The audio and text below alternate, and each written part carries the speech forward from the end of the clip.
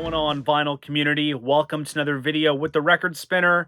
In today's video, I'm going to be showcasing some titles recently released by Rhino Records to coincide with Elektra Records' 75th anniversary.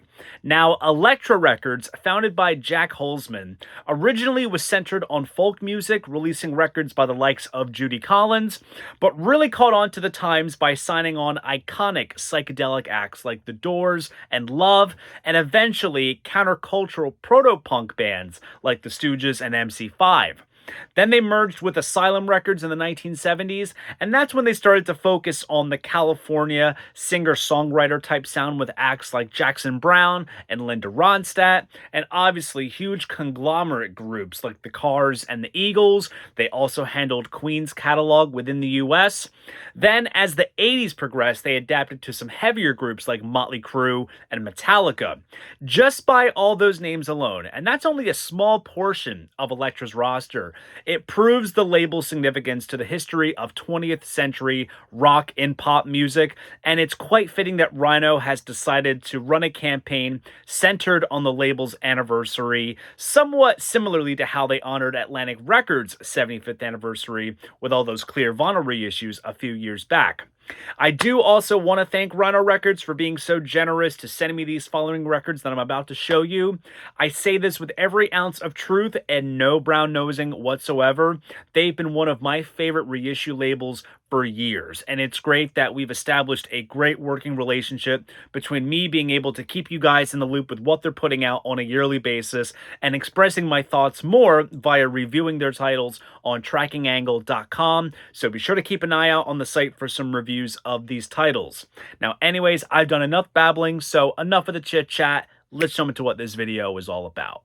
First up, we have the Rhino high-fidelity pressings of Marquee Moon and Adventure by Television.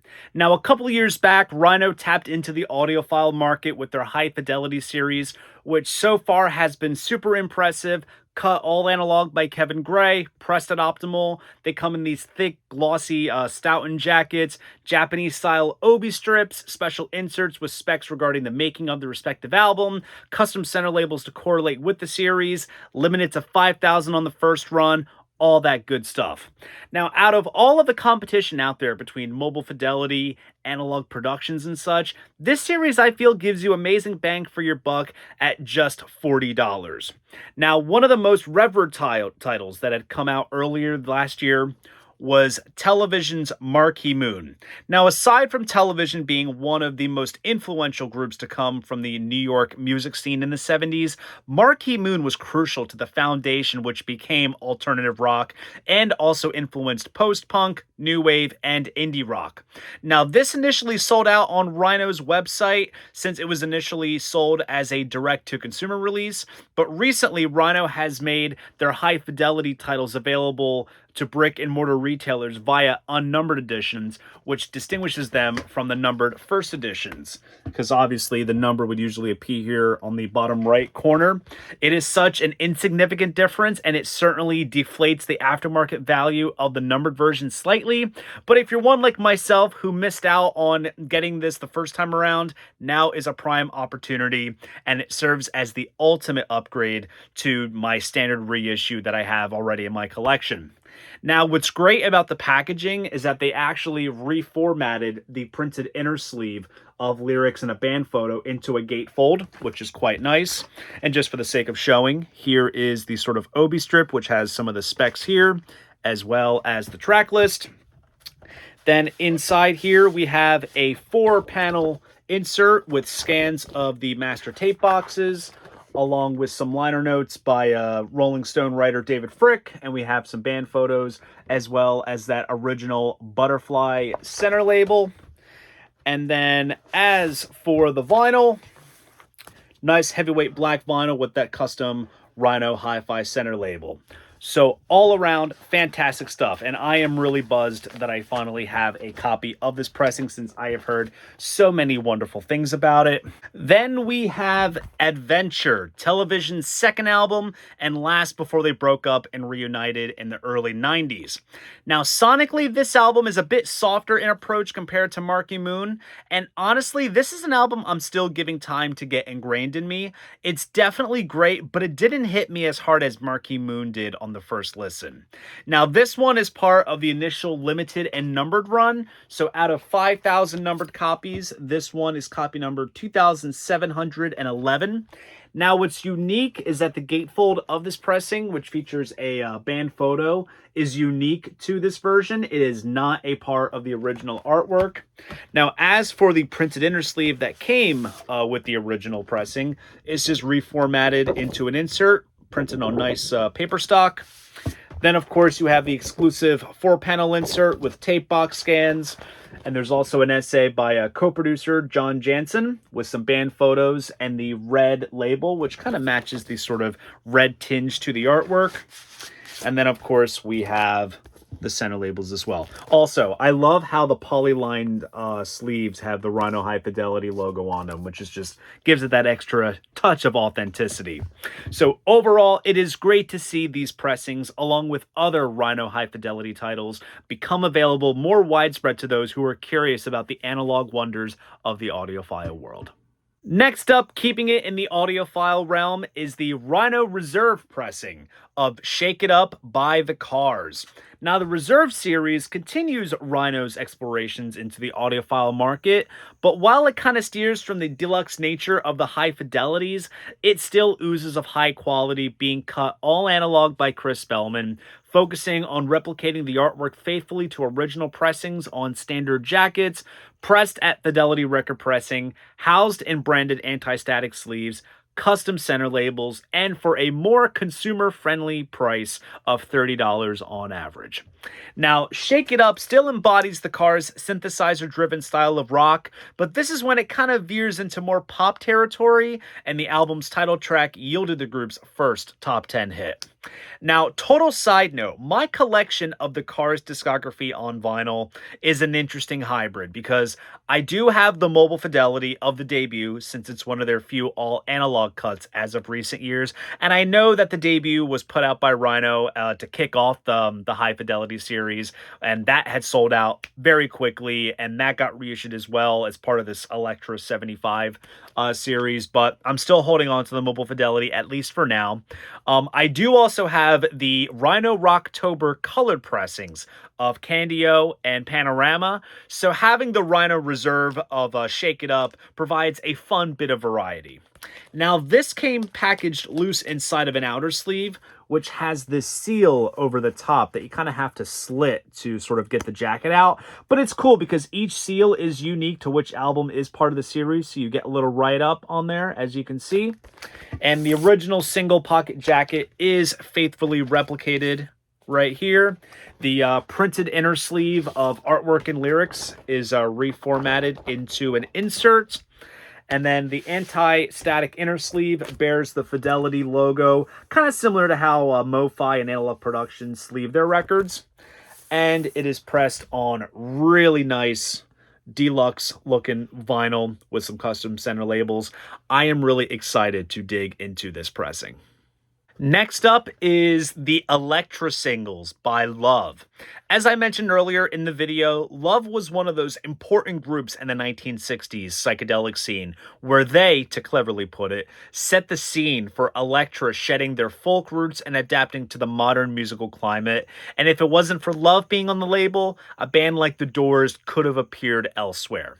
Now, this is a newly curated compilation that features the A and B sides of the singles Love released on Elektra from 1966 to 1970, so you get some notable career highlights like My Little Red Book, 7 and 7 Is, Alone Again, and their cover of Hey Joe.